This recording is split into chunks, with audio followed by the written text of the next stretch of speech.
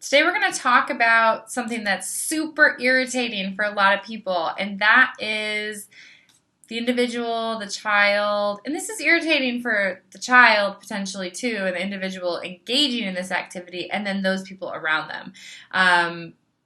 And we hear it a lot, and people say it's irritating, so I'm not picking on them. This is something that is challenging, and that is somebody, an individual, a child, an adult, who engages in a lot of auditory rehearsal, a lot of auditory tics. Maybe they're humming, maybe they're making a lot of noises with their mouth, maybe they're smacking their lips, maybe they're actually having a repetitive script that they have to say over and over and over. There's a really big spectrum of what this can look like.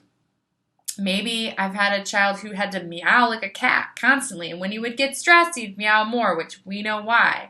And so it could look like from the I'm humming, or I'm just making little noises, or I'm smacking my lips, or I'm having to click my pen all the time, or make little noises, to, I'm loudly yelling, screaming, scripting, repeating movie lines over and over, meowing like a cat, barking like a dog.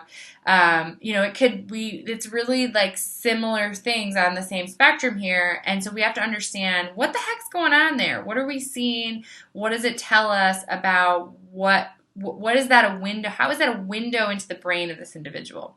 So what we know about development is that as we move through development, we gain more sophisticated tools to process our world. Well, we know that auditory verbalization is one of those. That's kind of towards the higher end of the hierarchy of development. And if we are not there yet in whole brain development, yet the world, the demand of our world in which we live, both academic, socially, environmentally, in all of these ways, is that we're there. The demand is that we can process all of our environment, from movement to tactile to olfaction to visual to auditory. We can process all of this multimodal sensory input into it. It's coming into our brain. We can process it all. We can have an appropriate output. Well, let's just say that's the demand, and let's say we're not there yet. We're not super efficient on using our whole brain and processing in that way.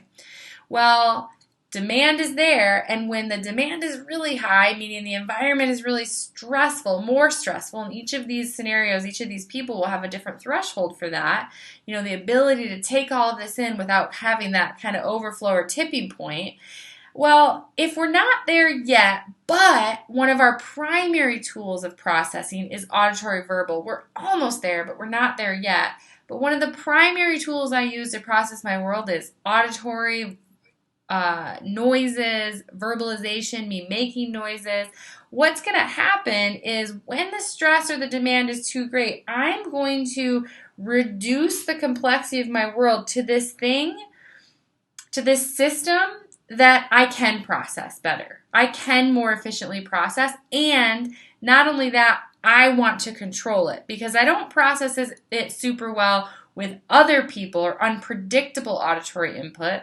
Right? That's a higher level of processing. If it's unpredictable, meaning noises not made by me, but noises that are being made outside of me, that is a higher level of auditory processing than if I'm controlling the auditory input and making my own noises. So what you're going to see, or what you can see, is that what will happen is demand is high, stress is high, I'm unable to meet that demand to process my world in this way, and if one of my primary tools is auditory verbal, but I'm not super right there yet with processing it super efficiently, what you may see is the need to control my auditory environment myself, meaning I'm going to reduce the complexity of my world to noises that I can control. And I'm not saying consciously like an individual would tell you this.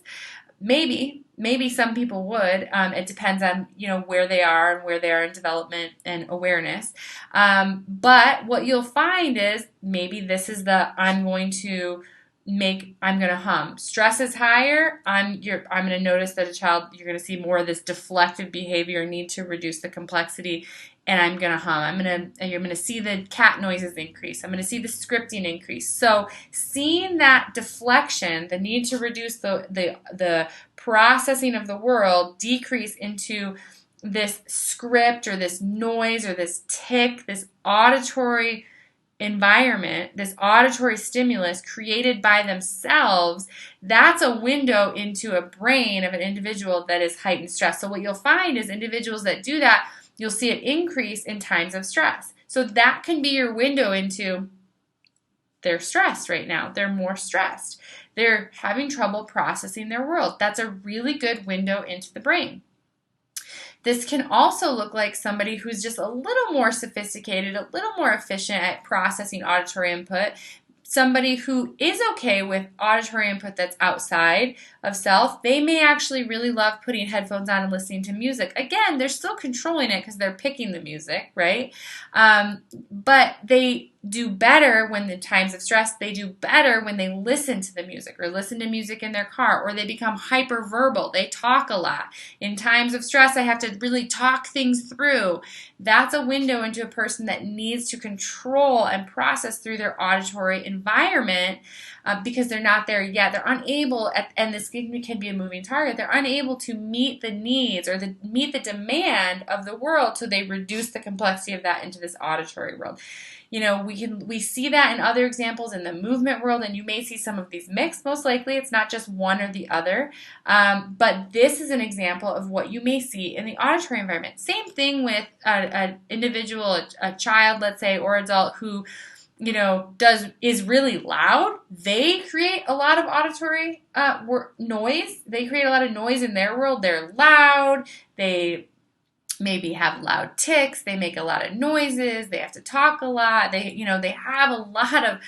create a lot of auditory environment for everybody else, or stimulus for everybody else. But when somebody else, if they go into a noisy restaurant or the AC kicks on, they're really sensitive to it, they go into a noisy restaurant, it really stresses them out, they like noise canceling headphones to reduce the complexity of the outside noises, and then they engage more in their own auditory noises. So all of that to say, there's a reason for behavior. And if you see an individual increasing their tics, their auditory tics, their need to make noises, they have to engage in a lot of creating their own auditory environment, that's a window into a brain that, hey, we're not quite there yet in whole brain development. I'm struggling to process this very rich sensory environment. And so it's a window into a brain that the demand is a little too high.